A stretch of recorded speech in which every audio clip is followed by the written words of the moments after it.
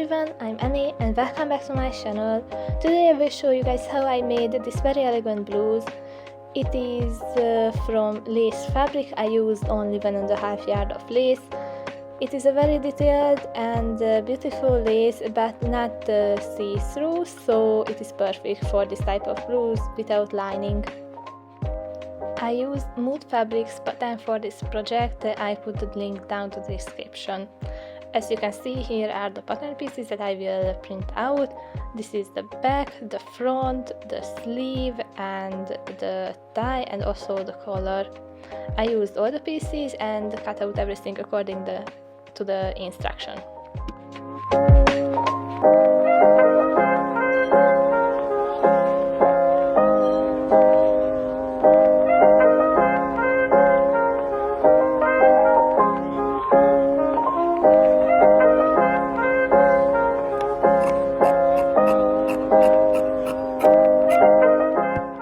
So let's start with the front pieces. As you can see, here are some drafts in the pattern. I marked them, and as you can see, I will fold them to the right direction to stitch them together along the line. So let's see. I grab it this edge, and as I lay out, here is the line. It barely seeable, but this is the line that I use to stitch them together. And after that I will iron them down, and now I will move to the edge where I will lay the buttons. As you can see, I just roll it back twice and iron it before I stitch them together, and I will stitch them together along to the edges. By the way, I use this Zinger starter sewing machine, as you can see, so if you have one in at home, you can make this blouse very easily.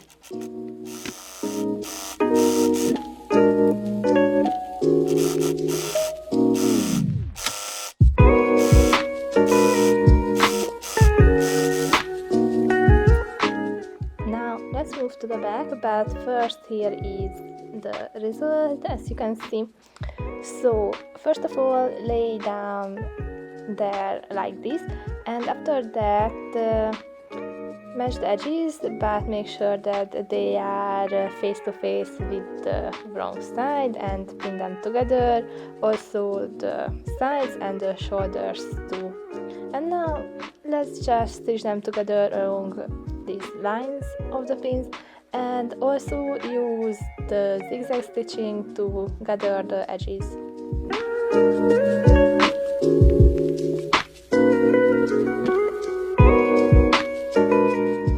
Let's move on to the sleeve.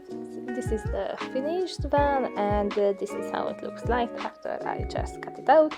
So first of all, I gather this line, and this is the cuff of the sleeve.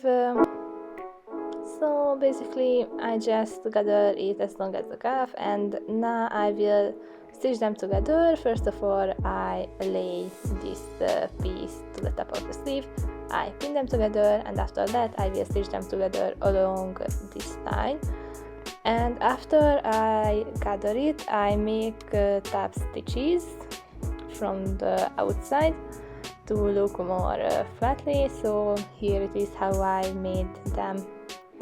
And now that it is finished, I will fold it back to the wrong side, and I also stitch them together along this line of the pins, and make sure that you gather them too.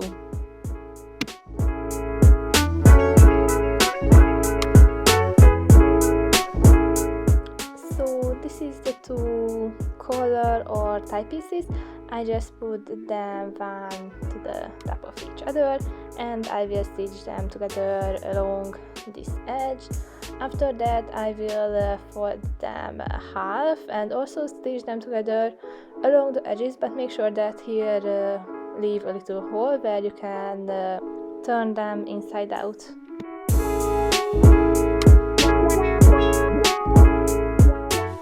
can see, this is the hole that I used to turn them inside out, and now I iron down the edges. And I forgot to film it, but I shortened a little bit the tie, and also you can see that I burned the fabric some places. This is the reason why I shortened the tie.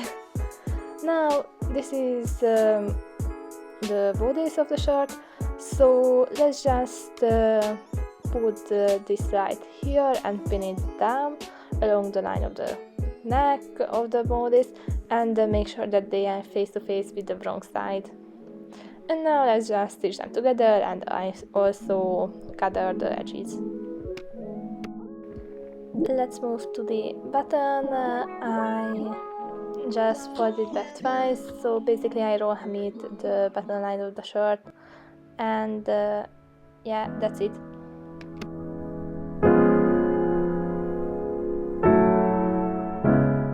This is a little bit trickier part, but I matched the side seams of the sleeve and the shirt, and I just pinned them together and inserted the sleeves, as you can see.